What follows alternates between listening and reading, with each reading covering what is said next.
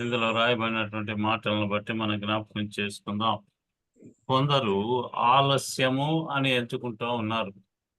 చాలా మంది మనం చూస్తూ ఉన్నాం. ఆ యొక్క పాఠ్య భాగంలోనే ఇంకా మనం చదువుకుంటే 3వ వచనము నుండి చదువుకుంటూ పోతే అనేకులైనటువంటి మనుషుల గురించి మనకి అంత్య రాస్తా ఉన్నారు. 3వ వచనం నుండి దినములలో చదువుకోవచ్చు. చదవండి.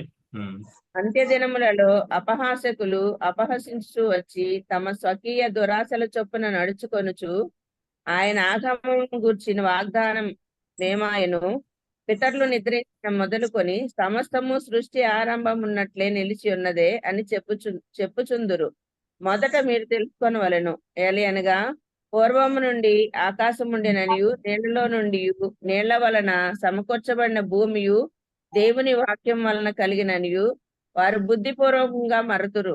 ఆ నీళ్ల వలన అప్పుడున్న లోకము నీటి వరదలో మునిగి నశించెను. అయితే ఇప్పుడున్న ఆకాశమును భూమియు భక్తిహీనుల తీర్పును నాశనమును జరుగు దినం వరకు అగ్ని కొరకు నిలువ చేయబడినవై అదే వాక్యం వలన భద్రము చేయబడి ఉన్నది. ప్రియులారా, ఒక సంగతి మరిచిపోకుడి. ఏమనగా ప్రభు దృష్టికి ఒక్క దినం 1000 సంవత్సరముల వలె 1000 సంవత్సరములు ఒక్క దినం వలె ఉన్నవి. కొందరు ఆలస్యం ఎంచుకున్నట్లు ప్రభు తన వాగ్దానమును గూర్చి ఆలస్యం చేయువాడు కాడు గాని ఎవడును నశింపవలనని చెంపక అందరూ మారు మనసు పొందవలనని కోరుచు మీ ఎడల దీర్ఘశాంతము గలవాడై ఉన్నాడు. అయితే ఎంతో ప్రాముఖ్యంగా ఇందులో రాసినటువంటి మాటలు చాలా మంది అనుకుంటున్నారు యేసు ప్రభు వారు వెళ్ళిపోతూ నేను త్వరగా వస్తాను అని చెప్పినటువంటి మాట మనం అందరం కూడా జ్ఞాపకం చేసుకోవచ్చు. త్వరగా వస్తాను అని చెప్పినటువంటి దేవుడు ఇంకా రాలేదు అని అపహాస్యం చేసేటువంటి వాళ్ళు కూడా మనకు కనిపిస్తున్నారు అనేది మనం జ్ఞాపకం చేసుకోవాలి. ఇందులో కొందరు ఆలస్యమని ఎంచుకుంటున్నారు. ప్రభు తన వాగ్దానమును గూర్చి ఆలస్యము చేయవాడు కాడు. ఆయన వాగ్దానం చేశాడు అంటే ఆయన నమ్మదగినటువంటి దేవుడు. ప్రజలందరూ కూడా ఆయనే నమ్ముకోవాలి. ఆయన మాట అన్నాడు అంటే ఆ మాట తప్పకుండా జరిగి తీరుతుంది. ఎవడు కూడా నశింపకుండా ఉండాలి అనేదే ఆయన యొక్క కోరిక. అందువలన ఆయన ఆలస్యం చేస్తున్నాడు అని అపోస్తలుడైనటువంటి పౌలు గారు హెచ్చరికలు చేస్తా ఉన్నాడు. ఇందులో మనం చూస్తే ఆలస్యము అనేది ఎందుకు చేస్తున్నాడు అనేది ఒకటైతే ఆయన ఆలస్యం చేస్తున్న కారణంగా ప్రజలు రక్షించబడాలి అనే కోరిక కలిగినటువంటి వాడుగా ఉన్నాడు అనేది ఇందులో కనిపిస్తూ ఉంది. ఈయన అందరూ మారు మనసు పొందాలి, ఇది ఆయన యొక్క కోరిక. మారు మనసు పొందాలి, అది ఆయన యొక్క గొప్పదైనటువంటి మంచి కోరిక. మనము మారు మనసు పొందామా? మన పక్కన వాళ్ళు మారు మనసు పొందేటట్లుగా మనం చేశామా? ఇవన్నీ కూడా మనం జ్ఞాపకం చేసుకోవాలి. పక్కన మనుషులు కూడా మారు మనసు పొంది తీరాలి అనేదే దేవుని యొక్క మాటగా ఇందులో తెలియజేయబడుతూ ఉంది. ఇందులో ఏంటి అంటే 2000 సంవత్సరాల క్రితం ఆయన చనిపోయాడు. చనిపోయిన తరువాత ఏం జరిగింది అంటే మనం చూస్తున్నటువంటి పరిస్థితులు, చనిపోయిన తర్వాత ఆయన లేచి తిరిగి ఆయన వెళ్ళిపోతా ఉన్నాడు. ఆయన ఎక్కడి నుండి వచ్చాడు అనేది మనకు తెలుసు కదా. దేవుని దగ్గర నుండి వచ్చిన ఆయన మరలా అక్కడికే వెళ్ళే పరిస్థితిలో ఆయన ప్రజలందరినీ హెచ్చరిక చేస్తూ ఉన్నటువంటి పరిస్థితులు కనిపిస్తూ ఉన్నాయి. ఇందులో ఎందుకు ఆలస్యం చేస్తున్నాడు అనేది కూడా పరిశుద్ధ గ్రంథకర్త మనకు తెలియచేశాడు. చాలా మంది మనుషులే కాదు, ఇక్కడ హతసాక్షులైనటువంటి వాళ్ళు కూడా ఏం చేస్తున్నారంటే బలిపీఠం దగ్గర కూర్చొని ఆయనను అడుగుతున్నారు. ఏమడుగుతున్నారో తెలుసా? మేము నీ కోసం చనిపోయాము, మీకోసం మేమందరం కూడా చనిపోయామయ్యా, మా ఆత్మలు నీ దగ్గర ఘోషిస్తూ ఉన్నాయి. ఇప్పుడు మమ్మల్ని ఎవరైతే చంపారో వాళ్ళకి ప్రతీకారం తీర్చు అని కేకలు వేస్తున్నారట. అది గనుక విని వెంటనే వస్తే భూమి మీద ఉన్నటువంటి ప్రజలకు ఏం జరుగుద్ది? ఏం జరుగుద్దండి? ఆయన వచ్చేటప్పుడు ఏం చేస్తాడు అనేది కూడా పరిశుద్ధ గ్రంథకర్త రాపించాడు. ఆయన వచ్చేటప్పుడు ఏం చేస్తాడట? రోమీయులకు రాసిన పత్రికలో 2వ అధ్యాయంలో 6వ వచనాన్ని ఒక్కసారి మనం జ్ఞాపకం చేసుకుందాం. అందులో ఏం రాశారో చూద్దాం. రోమీయులకు రాసిన ఆయన పత్రిక. ప్రతివానికి వాని క్రియల చొప్పున ప్రతిఫలం ఇచ్చును. ఆయన సత్క్రియలు వచ్చేటప్పుడు ఆయన ఆలోచన చేస్తా ఉంది. ప్రతి వానికి కూడా వాని వాని క్రియల చొప్పున ప్రతిఫలం ప్రతిఫలం. ఇచ్చాడు.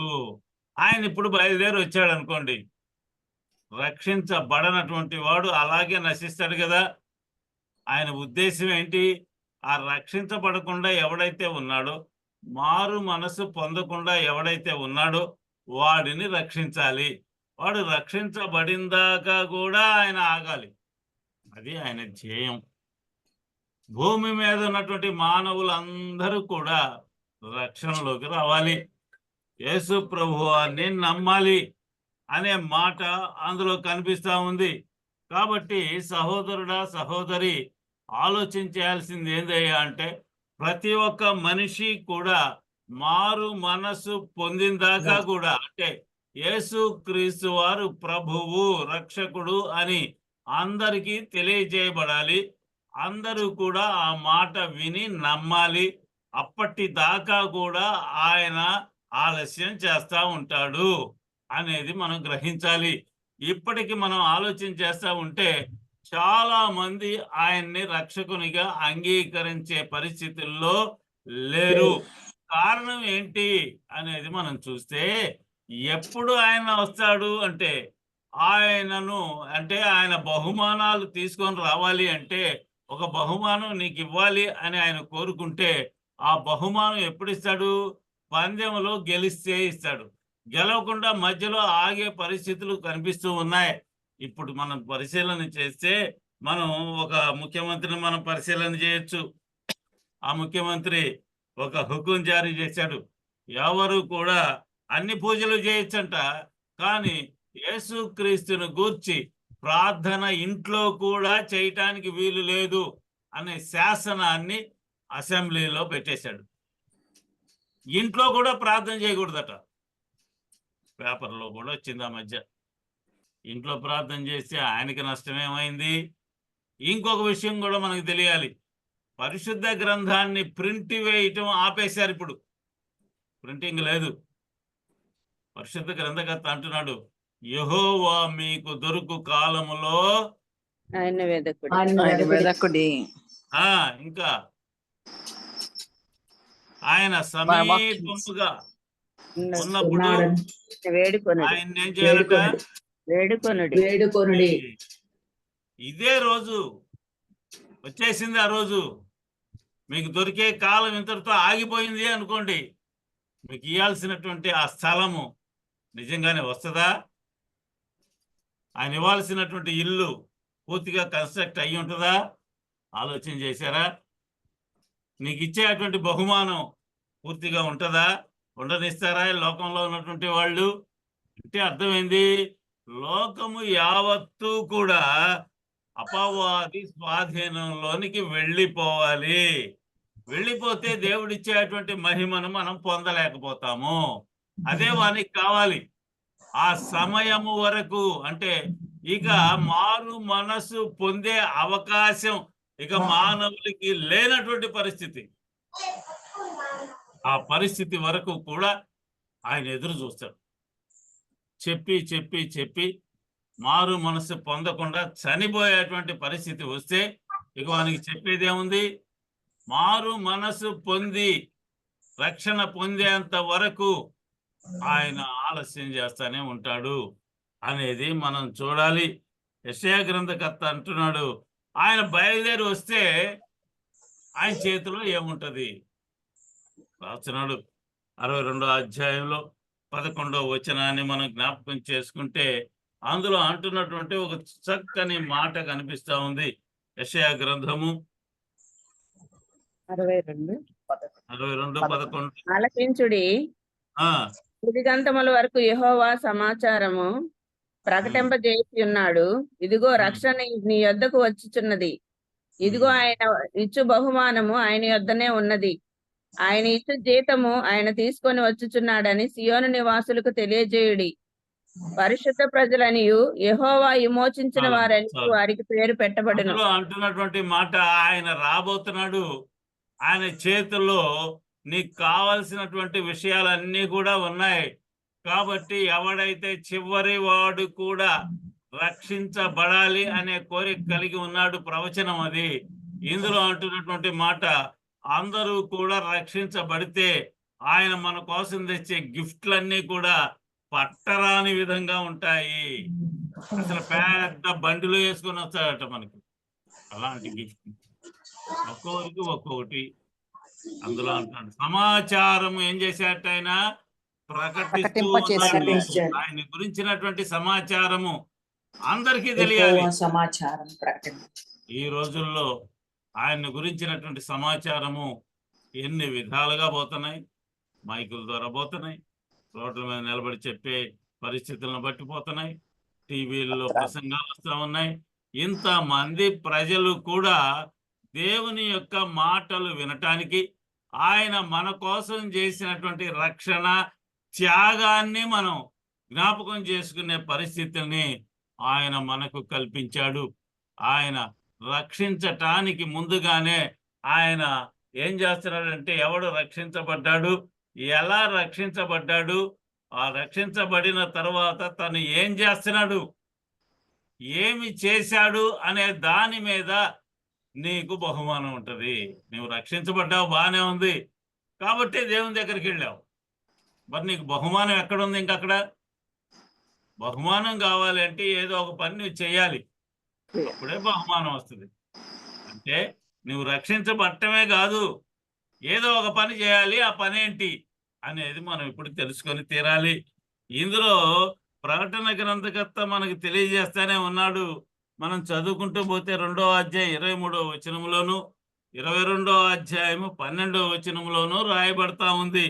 ప్రకటన గ్రంథము 2వ అధ్యాయము 23వ వచనాన్ని మనం జ్ఞాపకం చేసుకుంటే, దాని పిల్లలను నిశ్చయముగా చంపెదను, అందువల్ల అంతరేంద్రములను హృదయములను పరీక్షించువాడను నేనే అని సంఘములన్నీ తెలుసుకొనును. మరియు మీలో ప్రతి వానికి వాని వాని క్రియల చొప్పున ప్రతిఫలం ఇచ్చేదను అంటున్నాడు. మీలో ఏ ఒక్కడిని వదిలిపెట్టాలి, అందరిని గురించి చెబుతున్నాడు. ప్రతి వానికి కూడా వాడు చేసేటువంటి పనులకు ఏ జీతం కావాలో ఆ జీతాన్ని నేను తెస్తాను. శిక్ష అనే జీతం ఉంది నా దగ్గర, శిక్షించే పరిస్థితి నీకు కలుగుద్దా? రక్షణ అనబడినటువంటి జీతము, దానికి ఎంత ఇవ్వాలి అనేది కలుగుతుంది. ఆయన దగ్గర ఉన్నటువంటి జీతము నీకు వస్తుంది అని అంటున్నాడు. 22వ అధ్యాయం 12వ వచనం కూడా ఒక చక్కని మాట రాస్తా ఉన్నాడు. చదువుకుందాం. ప్రకటన గ్రంథంలో 22వ అధ్యాయంలో 12వ వచనంలో చక్కగా రాస్తున్నటువంటి ఒక చక్కని మాట ఉన్నది. ఇదిగో త్వరగా వచ్చుచున్నాను,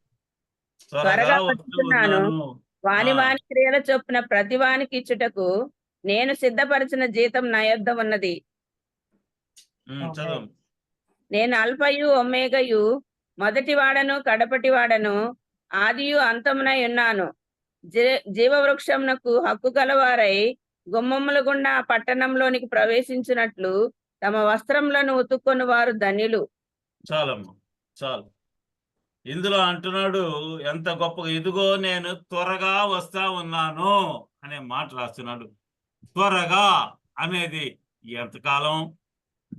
ఇప్పుడే వస్తాను అని చెప్పినటువంటి దేవుడు తిరిగి రానటువంటి పరిస్థితుల్లో ఎంత మంది చెప్పినటువంటి వాళ్ళు చనిపోయారు. వస్తాను అన్న ఆయన ఇంతవరకు రాలేదు. మనం చూస్తున్నాం. అపోస్తలుడైనటువంటి పౌలు గారు చెప్పారు, ఆయన చనిపోయాడు. తర్వాత అనేకులైనటువంటి వాళ్ళు చెప్పారు, వాళ్ళు కూడా చనిపోయారు.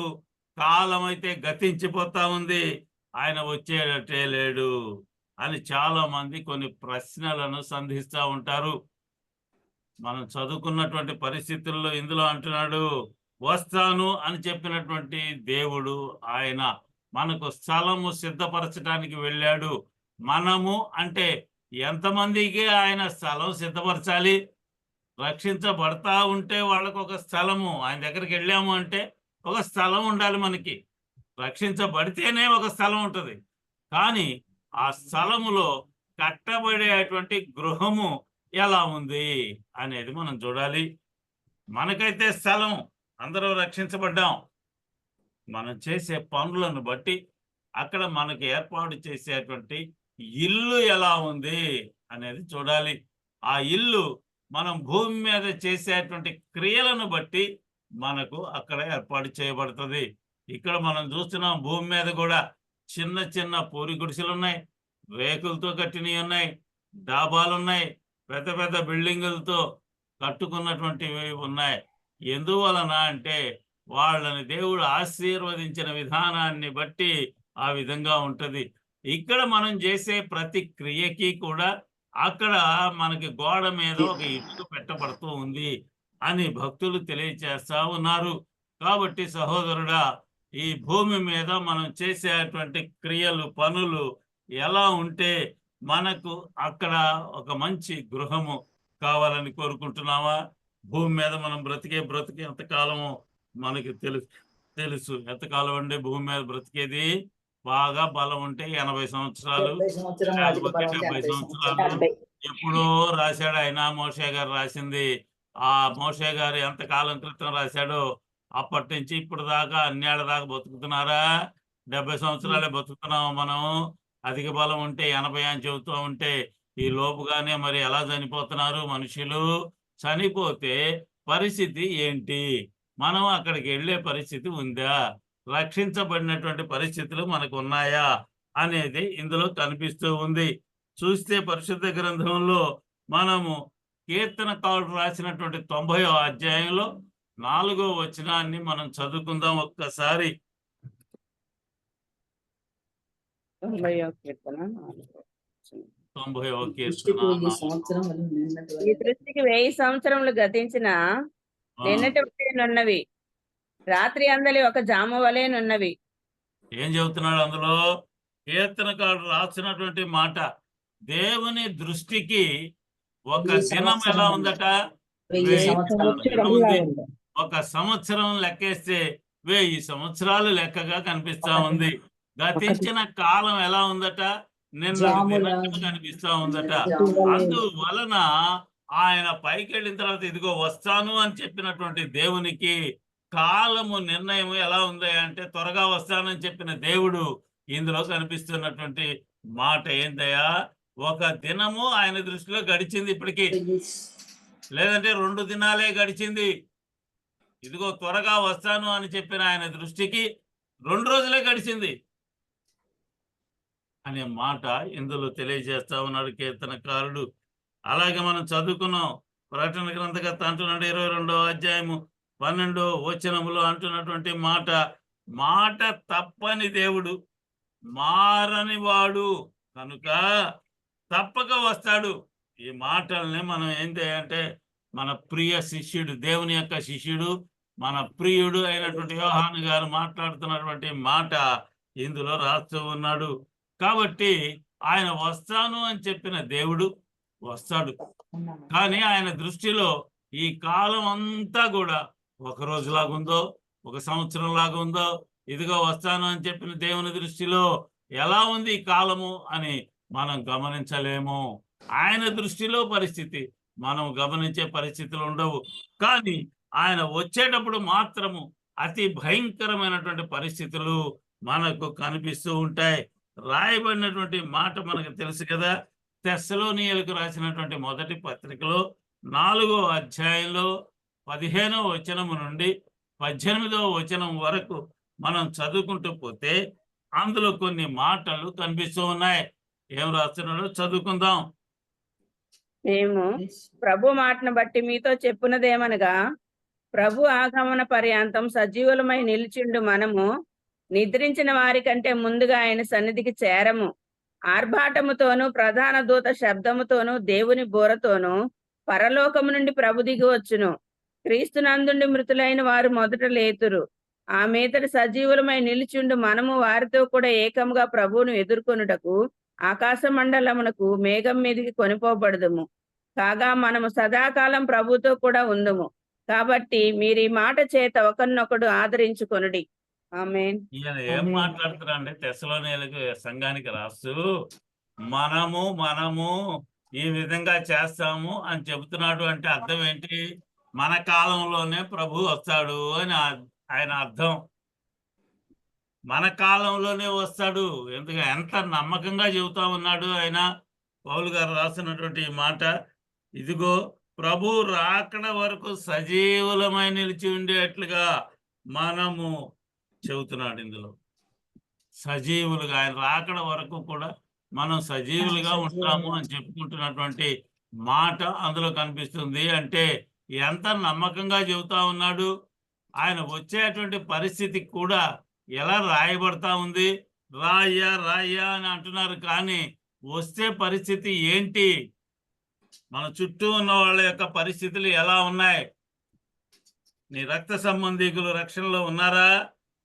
ప్రతి పాపిని రక్షించే పరిస్థితిలోనే నీవు ఉన్నావా? రక్షించావా అసలు? ఇందులో రాసినటువంటి మాట ఎంత గొప్పగా ఉంది. నీ చుట్టూ ఉన్నటువంటి వాళ్ళు రక్షణ అనేది ఎరగక అనేకమైనటువంటి అన్య కార్యాలు చేస్తున్నటువంటి వాళ్ళు రక్షించబడాలి అనే కోరిక నీకుందా? యేసుక్రీస్తు వారు ఈ క్షణంలో మన మధ్యలోకి వస్తే వాళ్ళందరి పరిస్థితి ఏంటి? అందువలన వాళ్ళు రక్షించబడాలి. కాబట్టి యేసుక్రీస్తు వారు ఆలస్యం చేస్తున్నారు. ఒకవేళ ఆయన బయలుదేరి వస్తే ఎలాంటి పరిస్థితి కలుగుతుంది అనేది ఇందాక మనం చదువుకున్నాం. చదువుకున్నాం? పేతురు రాసినటువంటి 2వ పత్రికలో మనము చదువుకున్నాం. 3వ అధ్యాయంలో ఆయన వచ్చేటప్పుడు ఎలా జరుగుద్ది? అంతము అనేది ఒకటి ఉంది. ఆ అంతములోని ప్రజలు దేవుణ్ణి ఎరగకుండా పోతారు కొంత సమయానికి. అప్పుడు జరిగేటువంటి సంఘటనలు ప్రకటన గ్రంథకర్త అయిన యోహాను గారి ద్వారా కూడా దేవుడు భూమి మీద తెలియచేసినట్లుగా మనకు కనిపిస్తూ ఉంది. ఎంత గొప్ప మాటలు! జరగబోయేటువంటి విషయాలని ముందుగానే మనకు తెలియచేశాడు. ఎందుకని? మనము జాగ్రత్త పడాలి. అది దేవుని యొక్క మాట. మనము జాగ్రత్త పడకపోతే నష్టం కలుగుద్ది అనేది తెలుసుకోవాలి. ఆయన వచ్చేటప్పుడు ప్రధాన దూత శబ్దముతో వస్తాడు, ఆర్భాటంతో వస్తాడు, దేవుని దూరతో వస్తాడు. పరలోకం నుండి ప్రభువు దిగి వచ్చేటువంటి పరిస్థితి అంత గొప్పగా ఉంటది. ఇక్కడ నుండి తీసుకుపోయేటప్పుడు కూడా భక్తుల్ని ఎలా తీసుకుపోయాడో తెలుసుగా. ఏలియా గారిని మనం గమనించవచ్చు. ఏలియా గారిని తీసుకుపోయారు కదా. తీసుకుపోయినప్పుడు ఎలా తీసుకుపోయాడు? అగ్నితో పూంచినటువంటి రథాలకి, అగ్ని రథాలకి గుర్రాలు, అగ్నితో మండుతూ ఉన్న గుర్రాలని కట్టి తీసుకుపోయినట్లుగా కనిపిస్తా ఉంది. అగ్నితో మండిపోయే దాంట్లో ఒక మానవుడు నిలబడితే ఉంటాడా? మంటలో నిలబెట్టామండి, దేవుని దగ్గరికి పో అని. దేవుని దగ్గరికి పోతాడో నరకానికి పోతాడో తీసి పడేయండి. ఆ అగ్నిలో నుండి వెళ్ళటము అనేది ఎంత గొప్పదైనటువంటి విషయము. ఇందులో యేసుక్రీస్తు వారు వస్తాను అన్నాడు కదా. వచ్చే పరిస్థితి ఎలా ఉంటది మీరు ఊహిస్తున్నారా? ఆయన వచ్చే పరిస్థితి ఆర్భాటంతో వస్తాడు. ఆయన ఆర్భాటంతో వచ్చాడా? యేసుక్రీస్తు వారు భూమి మీదకి ఆర్భాటంతో వచ్చాడా? లేదు. ఎంత ప్రశాంతమైనటువంటి జీవితంతో ఆయన వచ్చాడు. ఆయన భూమి మీదకి వచ్చినప్పుడు ఆయనకి స్థలము లేని పరిస్థితుల్లో వచ్చాడు. స్థలమే లేదు, ఉండటానికి ఇల్లు లేదు, వాకిల్ లేదు. ఇంకొకరి ఇంట్లో పుట్టాడు. ఎవరికో ఆ పశువుల పాకలో పుట్టాడు. ఎక్కడో పుట్టాడు, తీసుకొచ్చి పశువుల పాకలో పెట్టారు. తర్వాత పెరిగేటప్పుడు కూడా ఆయనకి స్థలం లేదు అన్నాడు. ఉండటానికి రాత్రుల్లో ఎక్కడున్నాడో ఆయనకి చుట్టూ ఉన్నటువంటి వాళ్ళకు కూడా తెలియలేదు. శిష్యులు కూడా ఆయనతో పాటుగా అడవిలో ఎడారుల్లో ఆయనతో పాటుగా పడుకొని నిద్రపోయారు. అలాంటి పరిస్థితులు. చనిపోయినప్పుడు కూడా ఎలాంటి పరిస్థితి ఉంది అంటే, ఆయన సమాధిని ఏర్పాటు చేసుకొని రోజు చూసుకొని వస్తుంటాడట. సమాధిని చూసుకునేది ఏంటండి? సమాధి తవ్వుకొని తర్వాత 3 రోజుల తర్వాత అంతే ఉంచుతారా ఏంది? ఉంచుతారు ఎవరన్నా? ఆయనకి అప్పున్నా అంట, చనిపోయిన ఆయన కొడుకులు అప్పులు తీర్చని అంటున్నారంట. తీర్చాల్సిందే, ఎట్ట తీసుకుపోతారో చూస్తా ఎన్ని అన్న అంట చనిపోయిన ఆయన్ని. 3 రోజులు చూశారట, అంతే కూర్చున్నా అంట. 4వ రోజు సర్లేయా అని చెప్పి ఈ శవాన్ని తీసుకుపోయి ఎవరికైతే అప్పున్నాడో వాళ్ళ ఇంటి ముందు పెట్టేసి మేలకుండా వచ్చారంట. అంతే ఉంటాడా చనిపోయినటువంటి వాడు? 4వ రోజు ఏమైపోతాడు? వాడు ఏం చేస్తాడు? నా అప్పు సంగతి దేవుడు ఎరుగు నాయనా, మీ నాన్నని మీరు తీసుకుపోండిరా అంటే, లేదు లేదు మేము తీసుకుపోము నాయన, మీకు డబ్బులు ఇస్తానురా మళ్ళీ అని ఎదురుగా ఇచ్చి పంపించే పరిస్థితులు కనిపిస్తా ఉన్నాయి. ఇక్కడ మనం చూస్తే యేసుక్రీస్తు వారిని అక్కడ ఎవరు కూడా పాతి పెట్టనటువంటి సమాధిలో ఆయనకి స్థలము ఏర్పాటు చేయబడ్డది.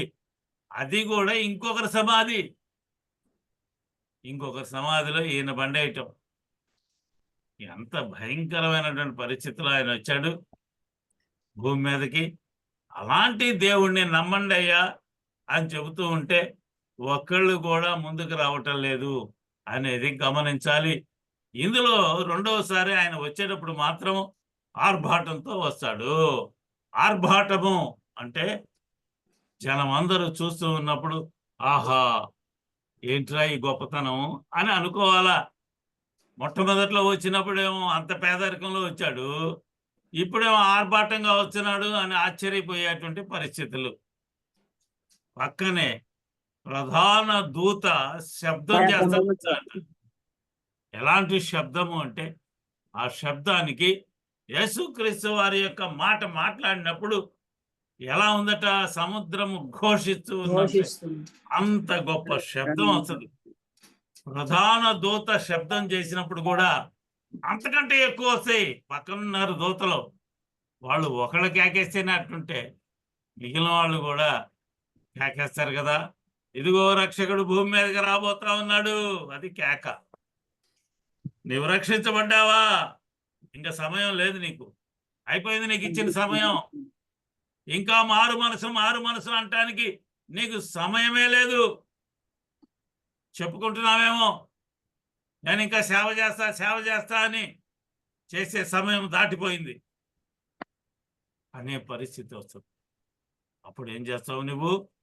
అప్పుడు సేవ చేస్తాను అని బైబిల్ పట్టుకొని పోతే నీ చేతిలో బైబిల్ లాక్కుంటారు, నేను నెట్టేస్తాను. అలాంటి రోజులు వస్తున్నాయి, తెలుసుకోవాలి మానవులు. ఇంకొక విషయం ఏందో తెలుసా? నార్త్ సైడ్ కానీ మనది ఇండియాలోనే సౌత్ తప్ప మిగిలిన దేశాల్లో, మిగిలిన రాష్ట్రాల్లో యేసుక్రీస్తుని గురించి చెప్పే అవకాశము లేనే లేదు, రక్షించబడే అవకాశము లేకుండా పోయింది. సౌత్లో ఎందుకు అంటే ప్రజల్లో ఎక్కువ భాగం యేసుక్రీస్తుని నమ్ముకున్నటువంటి వాళ్ళు ఉన్నారు. అలాగే ఆ నమ్ముకున్నటువంటి వాళ్ళకి ప్రొటెక్షన్ ఉంది. పక్కన వాడు కూడా వాడి దేవుణ్ణి వాడిని నమ్ముకుంటాడు. పోన్లేరా, వాడి దేవుణ్ణి వాళ్ళ దేవుణ్ణి వాళ్ళు నమ్ముకుంటున్నారు కదా, మనకెందుకు, ఒకవేళ మనల్ని గురించి కూడా వాళ్ళని ప్రార్థన చేయమందాము అనే పరిస్థితి అందులో కనిపిస్తూ ఉంది. అందువలన యేసుక్రీస్తు వారిని గురించి మనం ఇంకా ప్రార్థనలు చేస్తున్నాము, ఆయన గురించి ఇంకా చెప్పుకుంటా ఉన్నాము. లేకపోతే చెప్పుకునే అవకాశం మనకి దొరకదు. దేవుని యొక్క బోర రాస్తున్నాడు. ఆ బోర ఎవరు వాయిస్తారు? దేవుని యొక్క బోరను పట్టుకొని సేవకులు వాయించాలి, ఊదాలి భూమి మీద. సేవకుడు శ్రమ వస్తుంది, శత్రువు వస్తాడు, లెగవండ్రా నాయనా ఇంకా నిద్రపోతున్నావు, నువ్వు లే అనే పరిస్థితి ఈ యొక్క బోర ఊదేటువంటి సేవకుడు అక్కడ కనిపించాలి. అక్కడ ఉన్నటువంటి పరిస్థితులు ఏంటి? దేవుని యొక్క సేవకులు అక్కడ బయలుదేరుతున్నారు కొందరు. ఆయనతో పాటుగా వచ్చే వాళ్ళలో ఉన్నారు వీళ్ళు.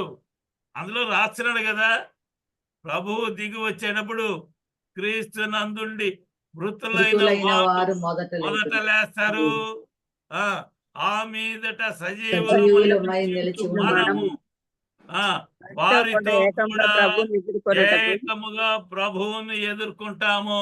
ఆకాశ ఆయనతో మండలమునకు పాటుగా మేఘం మీద వచ్చేవాడు ఈ కొనుకోబో. బోర్ ఇంకా మోగిస్తున్నారు.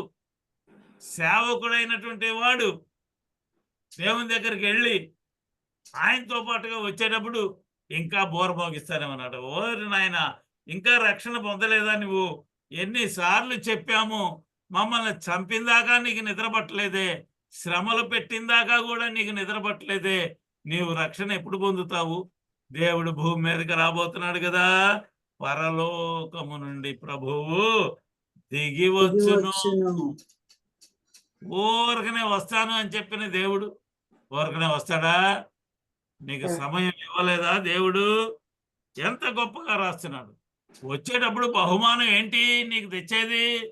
నువ్వు ఒక పని చేశావు, దానికి తగిన ప్రతిఫలము, ఒక ఫలాన్ని దేవుడు తీసుకొస్తాడు. ఆ ఫలం ఏంటి? బహుమానం ఏంటి? సేవ ఎలా ఉంది? ఆలోచన చేసావా నువ్వు ఎప్పుడైనా? యేసుక్రీస్తు వారు చెప్పినటువంటి మాట, గొప్ప మాట, మత్తయి సువార్త 20వ అధ్యాయంలో 1 నుండి 8 వచనాలు మనం చదువుకుంటూ పోతే, అందులో ఊరకనే బజార్లో నిలబడ్డోళ్ళు ఉన్నారు. దేవుని గురించి తెలుసు, దేవుని గురించి చదువుకున్నారు, పరిశుద్ధ గ్రంథాన్ని, ధర్మశాస్త్రాన్ని కంఠస్థాలు చేశారు, ప్రజలకు అందరికి చెప్పగలిగిన స్తోమత ఉంది, అంత ధైర్యం ఉంది. అయినా కూడా వాడు ఏం చేస్తున్నాడు తెలుసా? శాంత వీధుల్లో కూర్చున్నాడు, రోడ్డు మీద కూర్చొని అటు ఇటు తిరుగుతున్నాడు. పనికి ఎవడు పిలుస్తాడు అని ఎదురు చూస్తున్నాడే తప్ప తనకు తానుగా నేను పని చేయాలి అని కోరిక వానికి లేదు. చూసారా? ఇందులో కొంతమంది సేవకులను పంపించి, ఏమయ్యా ఊరికనే కూర్చున్నావు, ద్రాక్ష తోటలో ఒక యజమానుడు ఉన్నాడు, ద్రాక్ష తోట ఉంది, రాండి పని చేయండి అంటే 100 మంది ఉంటే అందులో 10 మందే ముందు పరిగెత్తారు, మిగిలిన వాళ్ళందరూ అలాగే ఉండిపోయారు. మళ్ళీ 9ంటికి వచ్చాడు. ఏమయ్యా ఇంకా ఉన్నారే మీరు అంటే, వయసు మడుతూ ఉంది, ఇక రాండి అయ్యా అంటే ఇంకొంతమంది వచ్చారు. 12 గంటలకి మళ్ళీ బయలుదేరారు. మళ్ళీ వచ్చారు కొంతమంది. 3 గంటలకు వచ్చారు, 3 గంటలు 5 గంటలకు వచ్చారు. ఇంకెక్కడండి 5 గంటలకు వచ్చినాడు పని చేశారు. 5 గంటలకు కూడా వచ్చారు. జీతము పట్టుకొని వచ్చిన దేవుడు వాళ్ళకి జీతం ఎలా ఇచ్చాడు?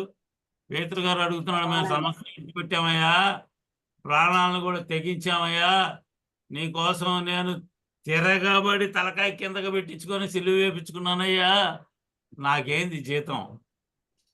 నువ్వంతే అడుగుతున్నావా?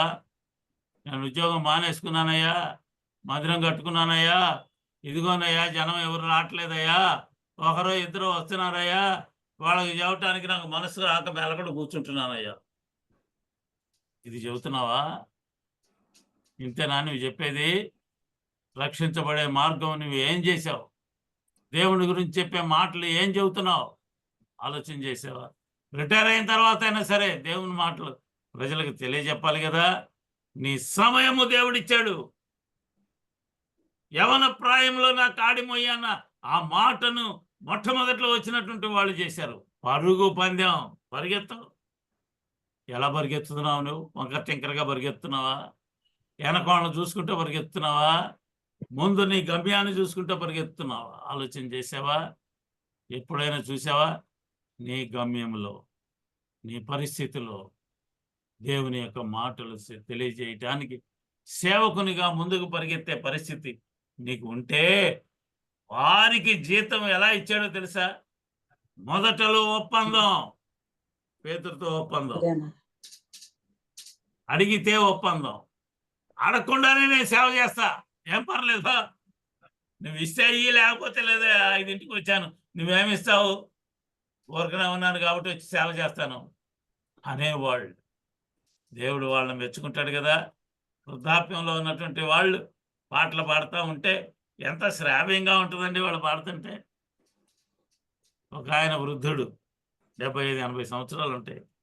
ఒక మందిరంలో నేను వాక్యం చెప్పడానికి పోతే అక్కడికి వచ్చాడు. అయ్యా నేను పాట పాడతాను, అవకాశం ఇస్తారా అన్న. పాడయ్యా అన్నాం. ఎలాంటి పాట పాడాడు ఆయన? బ్రహ్మాండంగా పాడాడు. అంటే పాడే వంతేనిది, స్వరము నీకు కాదు, దేవుడిచ్చే. దేవుడు ఇచ్చింది. హల్లెలూయా. మాట్లాడు నువ్వు, దేవుడు చెబుతుంది అదేగా. నువ్వేం చేస్తావయ్యా? పోయి నిలబడు, మాట్లాడు. నోటి నుండి మాట తెచ్చేది నేను. రాజుల దగ్గర నిలబడు, రాజుతో మాట్లాడే శక్తిని, జ్ఞానాన్ని నేను ఇస్తాను. అలాంటిది ఇక్కడ వారి వయసును కూడా లెక్క చేయకుండా వచ్చి సేవ చేస్తే అందరికీ ఒకే రకమైనటువంటి జీతం, అందరికీ అందరికీ ఒకే రకమైనటువంటి అన్ని సంఘటనలు అక్కడ మనం చూస్తుంటాం. ముసలివాడైనప్పటికీ కూడా వచ్చి సేవ చేస్తే దేవుడు ఎంత గొప్ప మేలు చేస్తున్నాడు ఆయనకి ఆలోచన చేసావా? నువ్వు ఎప్పుడైనా చూసావా? పరిస్థితులు ఎలా ఉన్నాయి? వాళ్ళకి అందరికీ కూడా ఏం చేస్తాడో తెలుసా? రక్షించబడేటువంటి పరిస్థితులు. నువ్వు ఎవరినైనా రక్షించావా? నేను ప్రార్థన చేస్తున్నానండి, నీ ప్రార్థన వలన చాటు కూర్చొని ప్రార్థన చేస్తే ఎదుటోడు రక్షించబడతాడా? ఎప్పుడు రక్షించబడతాడు? వాడి దగ్గరికి పోయి కూర్చొని వానికి మంచి మాటలు చెప్పి దేవుని గురించి తెలియజేస్తే రక్షించబడతాడు. నీ స్వగ్రామంలో ప్రజలు రక్షించబడ్డారా? ఆలోచన చేసావా? నీ రక్త సంబంధికులు నీ గృహంలో రక్షించబడ్డారా? ఆలోచించావా? నీ స్నేహితులు రక్షించబడ్డారే? ఒకసారి కళ్ళు తెరిచి చూస్తున్నావా? లోకంలో క్రైస్తవులే కాకుండా క్రైస్తవేతరులు కూడా, క్రైస్తవులు అనుకుంటారు నేను రక్షించబడ్డా, బాప్తిసం తీసుకున్నా, బయటకు వచ్చా, పాద్రి గారు ప్రార్థన చేశారు, టఫీమని కింద పడ్డా, మళ్ళీ లేచా, బయటికి రాగానే మా ఆయన వచ్చాడు, లాక్కపోయాడు. ఏంది ఉపయోగం? నువ్వు మందిరంలో కూర్చొని ఏం చేశావు? రక్షించబడినటువంటి జీవితము అలాగే కంటిన్యూ చేసావా? ఇంకా క్రైస్తవేతరులు, అన్యులైనటువంటి వాళ్ళు, నీ చుట్టూ ఉన్నటువంటి ప్రజల్ని నువ్వు రక్షిస్తే ఆయన తీసుకొచ్చే జీతము ఎంత జీతం అండి? మెసెంజర్కి ఉండే జీతం వేరు, ఆఫీసర్గా ఉండేటువంటి వాడి యొక్క జీతము వేరు, వానికి ఇచ్చే గృహం వేరు, నీకు ఇచ్చేటువంటి గృహము వేరుగా ఉంటుంది. అందరిలో ఎంత గొప్పగా ఉంటుంది. నేను చాలాసార్లు చెప్పాను, నేను పరలోకానికి వెళ్ళాను అనుకోండి, రక్షించబడి సంఘంలో ఉన్నటువంటి వాళ్ళు కూడా కొంతమంది అక్కడికి వచ్చారు. ఒక దూత నన్ను తీసుకొని పోతున్నాడు, ఇదిగోనయ్యా నీ ఇల్లు చూపిస్తారా అని. బయలుదేరాను. అయ్యా ఎక్కడ నా ఇల్లు అంటే, తొందరపడతావు ఎందుకు నాయనా, రా అని పిలిచాడు. వెంటబడి పోతున్నా. పెద్ద ఇల్లు కనపడింది, పెద్ద దొడ్డి. బా ఇదే అయి ఉంటుంది నాకు. కాదయ్యా, నీది కాదయ్యా. ఇంకొంచెం దూరం 2 అంతస్తుల డాబా. ఇది కూడా కాదయ్యా.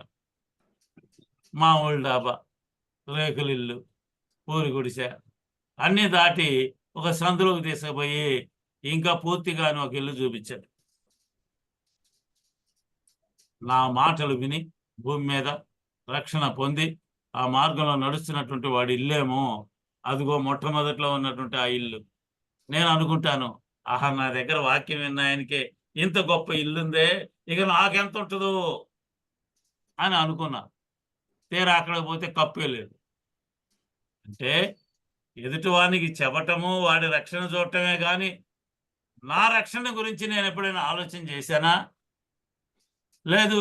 వాళ్ళకి చెప్పి ఇంటికి వచ్చి హాయిగా కాళ్ళు బారు చాపుకొని పడుకొని నిద్రపోయే పరిస్థితి. స్వజనుల కోసం ప్రార్థించావు ఎప్పుడైనా?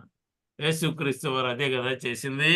నీవు ప్రార్థన చేస్తూ ఉంటే ఏమిస్తాడో తెలుసా? జీతంలో ఏముంటుందండి? అందులో కిరీటాలుంటాయి.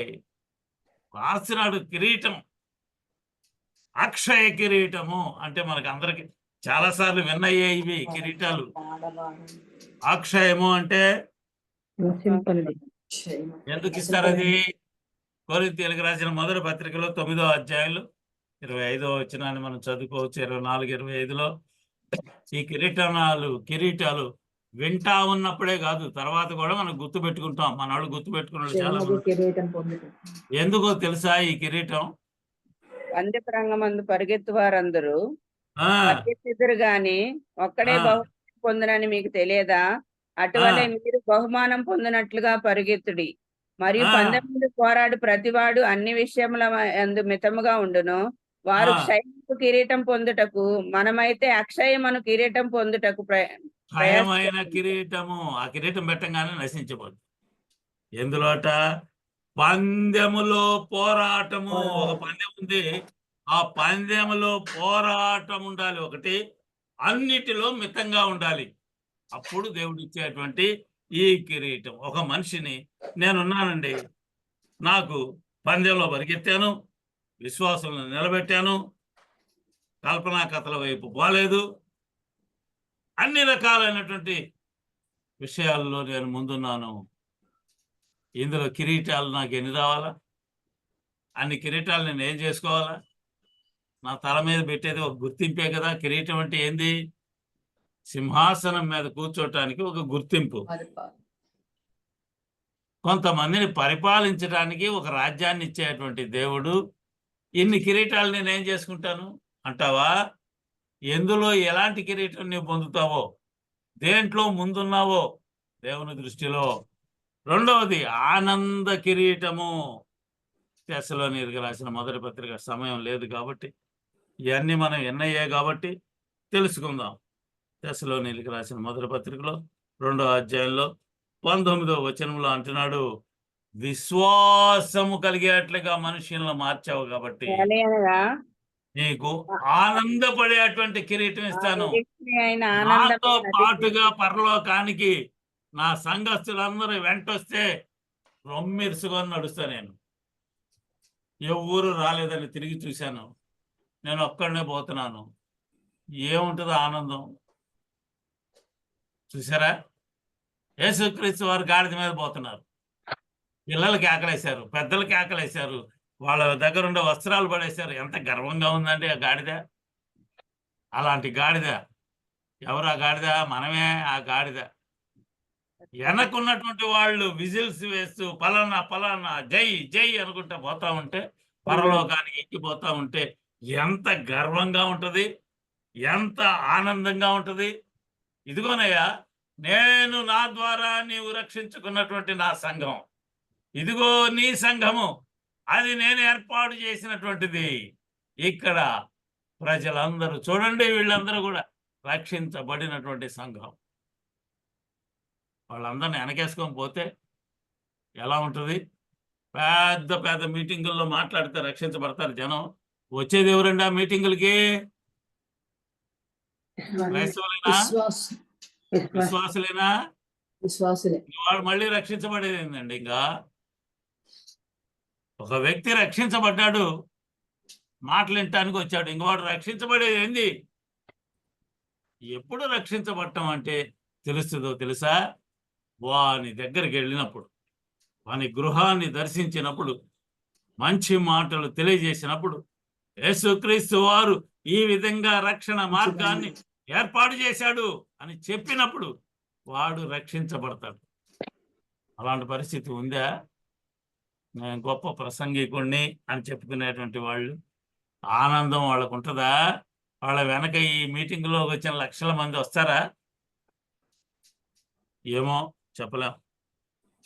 తిమోతికి రాసిన 2వ పత్రికలో 4వ అధ్యాయంలో 8వ వచనాన్ని కనుక మనం పరిశీలన చేస్తే అందులో నీతి కిరీటము అని రాయబడ్డది. కల్పన కథల వైపు వెళ్లకుండా, కల్పించబడినటువంటి కథలు బోల్డ్ ఉంటాయి. శ్రమపడి ఏం చేయాలట? శ్రమపడి సువార్తికుని పని చేసినటువంటి వాడై ఉంటే వానికి నీతి కిరీటం వస్తుంది. నీతి కిరీటం ఎవరికి పడితే వాళ్ళకి ఇవ్వరు. నీతి అనేది ఎక్కడుంది? యేసుక్రీస్తు వారిని గురించే ఉంది. అక్కడ ఉన్నటువంటి నిన్ను అనేకులు ఏం చేస్తారో తెలుసా?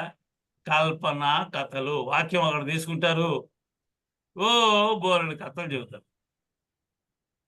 ఆ కథల వైపు మళ్ళీపోతారు జనం.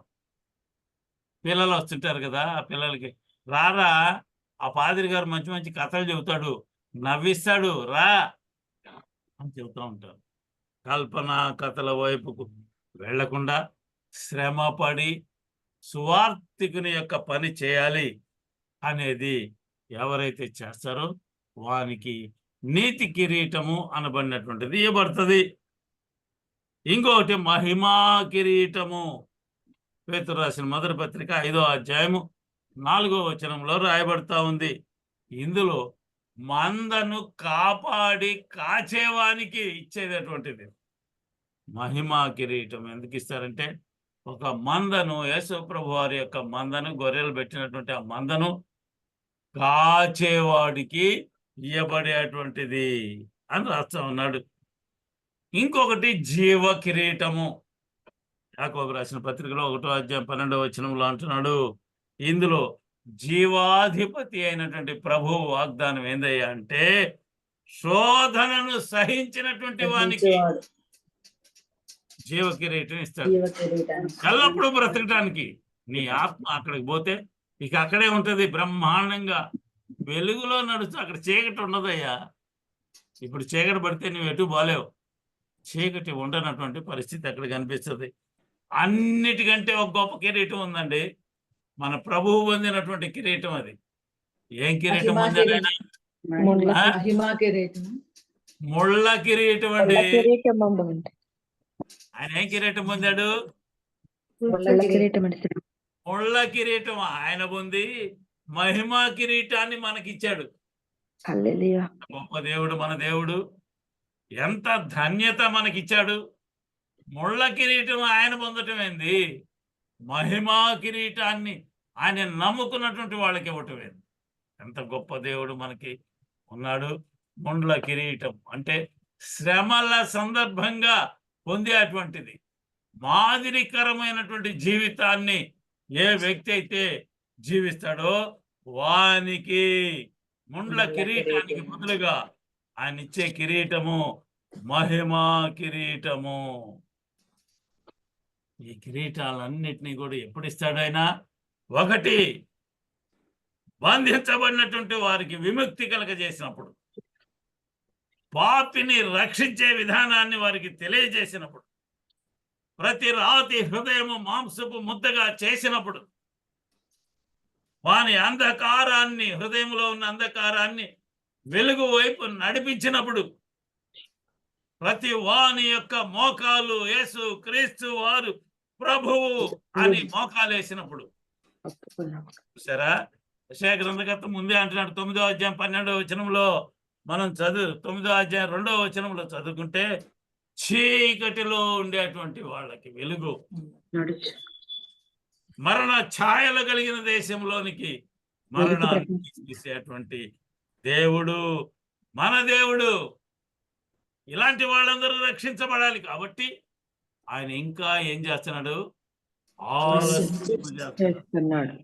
నువ్వు అనుకుంటున్నావా ఏమయ్యా వస్తాను అన్నాడు, మన పాదిరి గారు చెప్పారు ఇంకా రాలేదు అని. ఆయన వస్తే ప్రజలు ఎలా ఉంటారు? ఆర్భాటంతో ఉంటారా? చాలా మంది ఎదురు చూస్తున్నటువంటి వాళ్ళు. విసిగేస్తుంది, నాకు విసిగేస్తుందయ్యా. అందరు చెబుతున్నారు, నేను కూడా నిరీక్షిస్తున్నాను అంటే ఎదురు చూస్తున్నాను. నువ్వు ఎదురు చూస్తున్నావా? ఆయన వచ్చిన దాకా ఎదురు చూసే పరిస్థితి నీకుందా? నిరీక్షిస్తే ఎంత గొప్పదైనటువంటి విషయము. ఆయన వస్తానన్న దేవుడు తప్పకుండా వస్తాడు. కాబట్టి సహోదరుల, ఆలస్యం అని నీవు విచారపడద్దు. చుట్టుపక్కల ఉన్న వాళ్ళని నీ పని ఏందే అంటే రక్షించేటువంటి పరిస్థితి. నీ పని అదే. నువ్వు బ్రతికి ఉన్నంత కాలం లోకంలో ఎదుటి వాడిని రక్షించే పరిస్థితిలో నేను ఉండాలి. అప్పుడు నీకు బహుమానం అధికంగా ఉంటది అని ప్రభు తెలియజేస్తున్నటువంటి మాటను మీకు అందరికీ తెలియజేస్తూ ఈ నా మాటలు ముగిస్తాను. దేవుడి కొద్ది మాటల్ని మన వినికిడిలో దీవించుగాక. ఆమేన్. ఆమేన్. ప్రార్థన చేసుకుందాం. మహోన్నతుడా,